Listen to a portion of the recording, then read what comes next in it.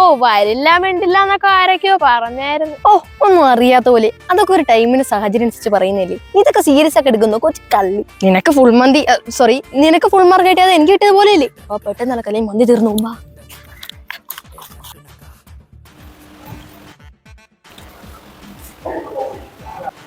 Hello ആ ടീച്ചറേ thank you എല്ലാ വിഷയത്തിനും എങ്ങനെയാണ് ഉണ്ട്.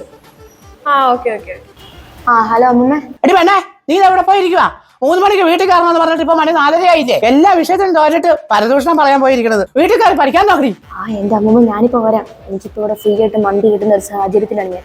ഇപ്പൊ ഞാൻ അങ്ങോട്ടേക്ക് വന്ന അമ്മൂമ്മ അവിടെ അരി മേടിച്ച് കറി വെക്കാനുള്ളത് മേടിച്ച് അരി വെച്ച് കറി വെച്ച് എന്ത് കാശ് മുടക്കാം. അത് ശരിയാ, നീ പറഞ്ഞതിലും കാര്യമുണ്ട്. നീ വേണ്ടത്ര കഴിച്ചിട്ടിങ്ങ് വന്നാ മതി. രാത്രിയിലേക്കുള്ളത് നിങ്ങൾ ഞാൻ അഡ്വാൻസ് ആയിട്ട് കഴിച്ചോണ്ട് പോര്. പിന്നെ ഞാൻ ചോറൊന്നും ഉണ്ടാക്കണ്ടല്ലോ. പിന്നെ റൈസ് ബാക്കി ഉണ്ടെങ്കിൽ നീ കുറച്ച് എടുത്തോണ്ട് പോരെ. Okay set.